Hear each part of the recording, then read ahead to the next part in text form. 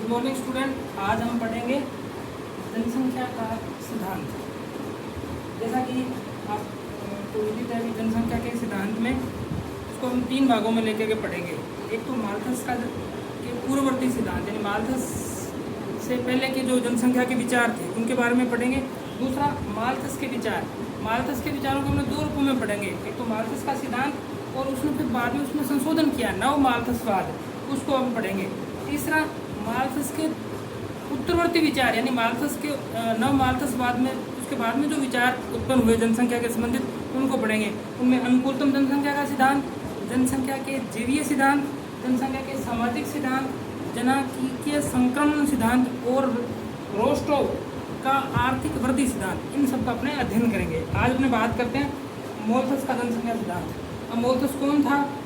1766 में इंग्लैंड में जन्मा रॉबर्ट मोल्थस। उसके पिता क्लाइव मोल्थस, वो कहते हैं उनके वकील थे, पैसे से वकील थे। 1805 ईस्वी के अंदर एक ब्रिटिश कंपनी के कॉलेज था, उसमें इकोनॉमिक्स के प्रोफेसर नियुक्त हुए और अपने मृत्युपरांत तक यानी कि 1834 तक वो इकोनॉमिक्स के प्रोफेसर रूप में उसी कॉलेज के अंदर रहे। उन्होंने उस टाइम के अंदर यानी कि लगभग 1798 में एक सिद्धांत दिया जो वर्तमान जो जनसंख्या की समस्या है, जनसंख्या वृद्धि की समस्या है, उस समय नहीं थी। उस समय एक भ्रांति थी कि ज़्यादा जनसंख्या होगी और ज़्यादा राज्य उत्थान करेगा। लेकिन मोल्थस एक ऐसा कह सकते हैं निराशावादी व्यक्ति था और उनके फादर थे तो वो आशावादी थे, तो उन दोनों में थोड़ा सा क्लेश रहता था। इस कारण से ही मोल्थस ने जब 1798 में अपना लेख प्रकाशित किया जनसंख्या का, तो उसमें नाम नहीं छपाया, केवल ये लिखा जनसंख्या का सिद्धांत पर निबंध। लेकिन उस सिद्धांत ने, उस एक निबंध ने पूरे विश्व भर में क्रांति ला दी। उस क्रांति के बाद में क्या हुआ, जैसे जनसंख्या भूगोल को अपने जन्म माना जा सकता है इस सिद्धांत से।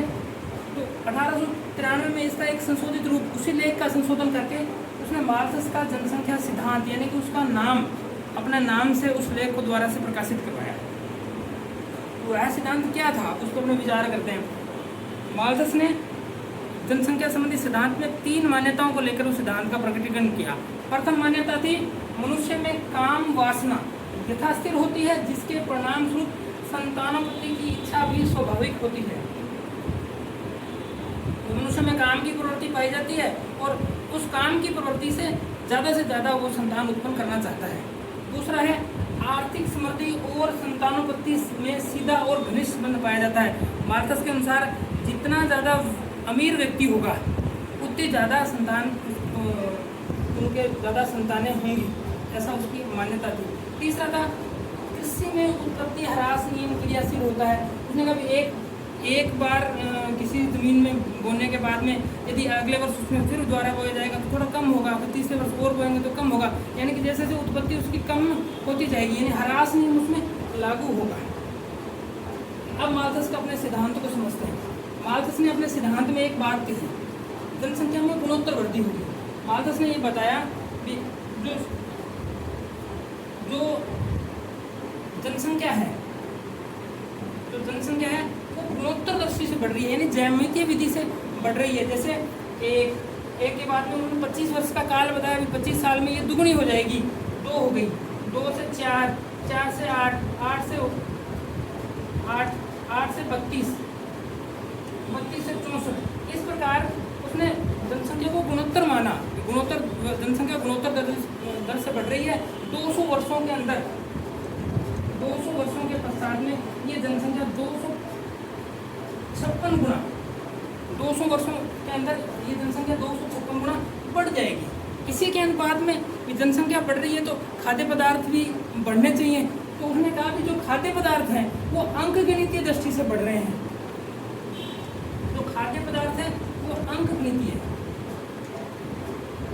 या समानांतर मान सकते हैं, समानांतर बढ़ रहे हैं,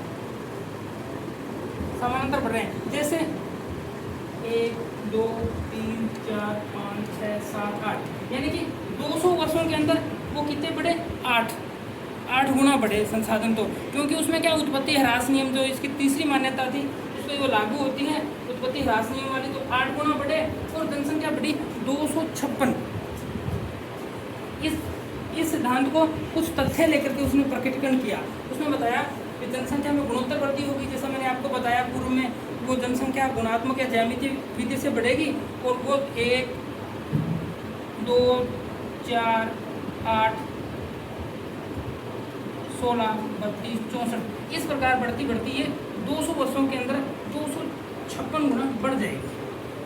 दूसरा उन्होंने लिया खाद्य पदार्थों में अंकगणितीय वृद्धि होगी।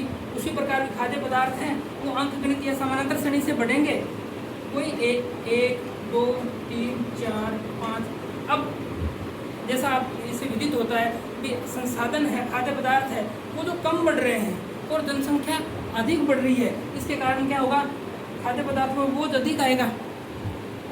इस बोझ अधिक आने के कारण उसमें एक जनसंख्या में असंतुलन पैदा हो जाएगा। इसे असंतुलन को उन्होंने असंतुलन दिया और उस असंतुलन को उन्होंने नियंत्रण के उपाय बताए। बहुत से दो उपाय बताए कि किस प्रकार उपाय करेगी। पहला उपाय बताया प्राकृतिक नियंत्रण का। प्राकृतिक नियंत्रण किस प्रकार होगा, प्रकृति स्वयं अपना नियंत्रण कर लेगी। वो किसके माध्यम से, महामारी के माध्यम से, अकाल के माध्यम से, युद्ध के माध्यम से, बाढ़, भूकंप, ज्वालामुखी, यानी कि प्रकृति के द्वारा जनसंख्या पर नियंत्रण कर लिया जाएगा और उस नियंत्रण के बाद में वापस जनसंख्या लिमिटेशन में आ जाएगी किसके, खाद्य पदार्थों के, और वापस वही पहली उनकी ये मान्यता लागू हो जाएगी कि मनुष्य में काम वासना बढ़ेगी और फिर वो संतान उत्पत्ति करेगा और फिर वही पोजीशन आएगी, फिर प्रकृति क्या होगी, इस प्रकार करेगी। लेकिन उसने कहा कि ये पहली जो प्राकृतिक नियंत्रण है ये मनुष्य के लिए कष्टदायी है, इसलिए उसने दूसरा प्रतिबंधात्मक नियंत्रण बताया। उसके अकॉर्डिंग भी मनुष्य क्या रखे, आत्म संयम रखे, ब्रह्मचर्य का पालन करे, विवाह न करे और विवाह देरी से करे। इस प्रकार से जनसंख्या को नियंत्रण किया जा सकता है और इस नियंत्रण के द्वारा वो क्या करेगा, वो सामंजस्य यानी खाद्य पदार्थों के साथ में सामंजस्य स्थापित कर लेगा। लेकिन वो क्या पादरी थे और एक धार्मिक नेता होने के नाते उन्होंने गर्भपात और बाल हत्या का विरोध किया। उनका भी संयम, आत्म संयम महत्वपूर्ण है। उसके अलावा ब्रह्मचर्य का पालन भी किया जा सकता है, विवाह न करके भी जनसंख्या को रोका जा सकता है और देर से विवाह करके भी जनसंख्या को रोका जा सकता है। इस प्रकार एक चक्कर का निर्माण हुआ। इस चक्कर के अनुसार दोनों को संतुलन में मोसेस ने बताया। उन्होंने बताया जनसंख्या और खाद्य आपूर्ति में संतुलन किस प्रकार होगा, जनसंख्या बढ़ी किससे बढ़ी, ज्यामितीय विधि से। ज्यामितीय विधि या फिर इसको गुणोत्तर विधि कह देते हैं। और वो कैसे, जैसे 1, 2, 4, 8, 16, 32 और इनके अनुपात में संसाधन भी बढ़े। ये कहाँ तक उन्होंने माना कि 25 वर्षों के बाद में जनसंख्या डबल हुई, उसके 25 के बाद में उसकी डबल हो गई, इस प्रकार चली। 200 वर्षों तक माना, 200 वर्षों तक कितना गुना माना उसने, 256 गुना मान लिया 200 वर्षों में। 8 स्टेप गुजरे 200 वर्षों में। इसी प्रकार उन्होंने इसको माना, खाद्य पदार्थों को उन्होंने इसको समानांतर माना। समानांतर यानी कि 1, 2, 3, 4, 5 तो 8 वर्षों में 8 गुना ही बढ़े। इनमें असंतुलन पैदा हुआ। इस असंतुलन से इन दोनों में असंतुलन हुआ।